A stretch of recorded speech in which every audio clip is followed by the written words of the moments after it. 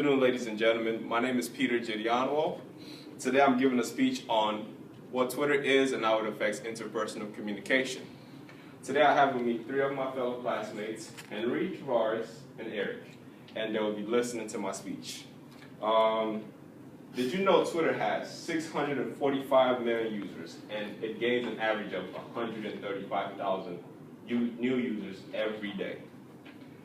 Does anyone here use Twitter with a show of hands?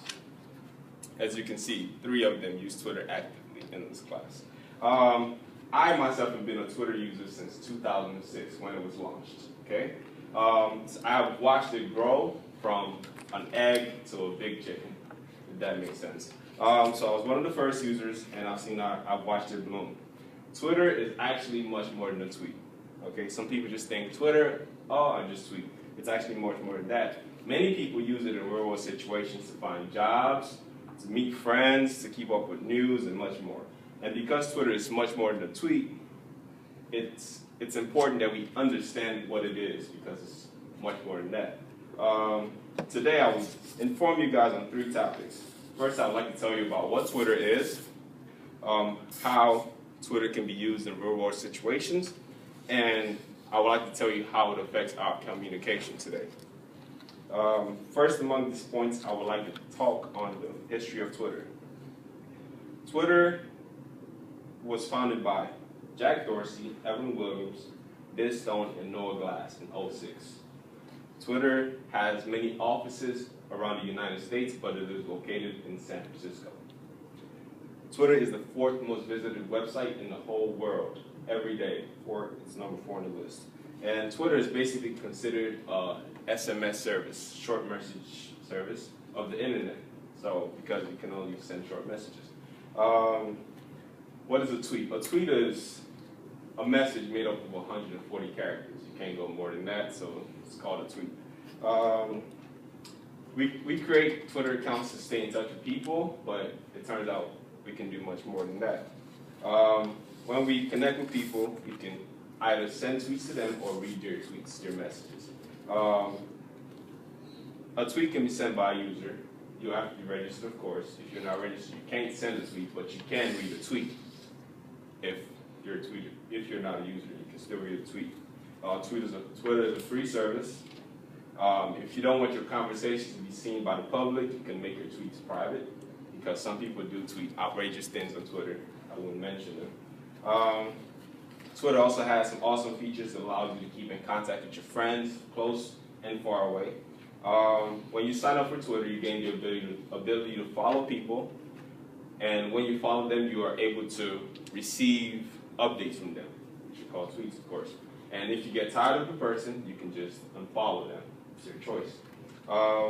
Twitter can be used from anywhere in the world as long as you have an internet service. So, if no internet, no Twitter.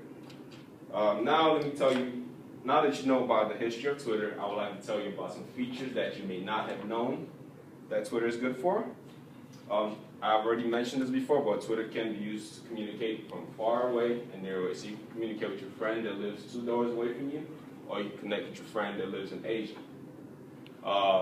Also, it can help you find lost relatives. So instead of paying Ancestry.com to help you find your lost grandma, you can go on Twitter, search Grandma Tavares, and bam, you find her. Maybe she's on Twitter.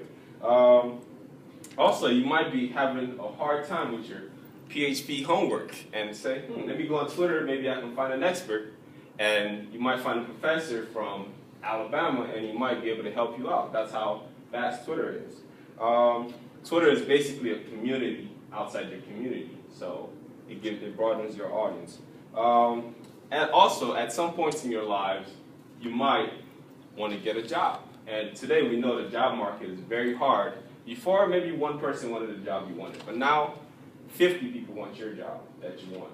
So Twitter kind of broadens your search criteria. So you can go on Twitter, type in computer programming job on the search bar, just a keyword search, and you can just see everywhere hiring. If you don't mind moving out of state, you can find an opportunity through Twitter.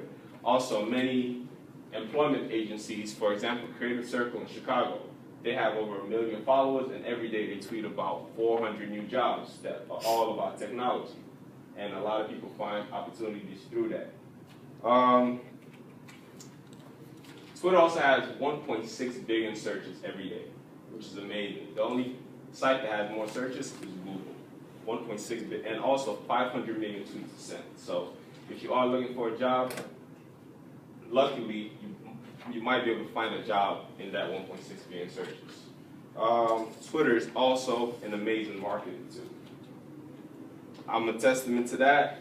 I have marketed on Twitter before. You can sell stuff, you can meet new people, connect with people, and launch products on Twitter. An example of a bigger scale of marketing is companies like Walmart and Target.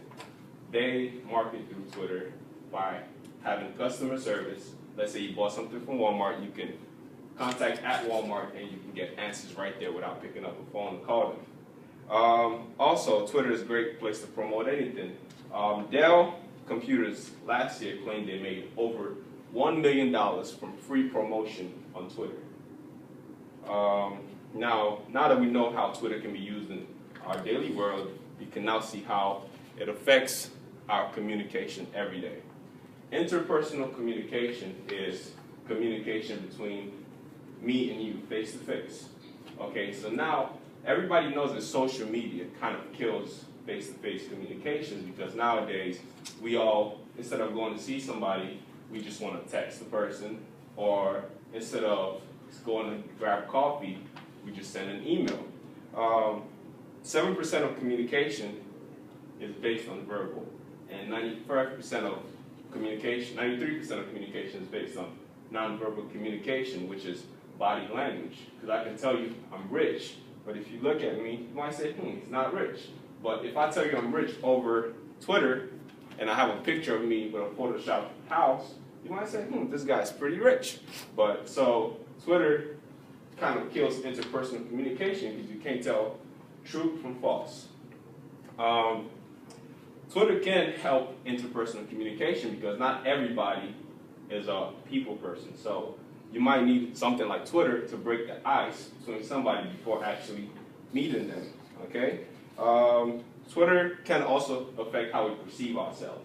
If everybody online treats you like you're royalty, you might now walk around your peers in real life thinking, oh, I'm royalty, but that might not be how others perceive you. So you want to watch out for that. And also, people are not always who they say they are on social networks. So that might also affect our interpersonal communication. Now that we know what Twitter is and how it affects interpersonal communication, we will now conclude this. I have discussed what Twitter is, how it affects interpersonal communication, and how it can be used in real life. Twitter is a great site, but it can help and hurt our communication, as we may know, in the long run, but it also depends on how we use it. After learning about Twitter, do you think you will use the site again? Yes or no? Yes. Yes. Thank you very much. My name is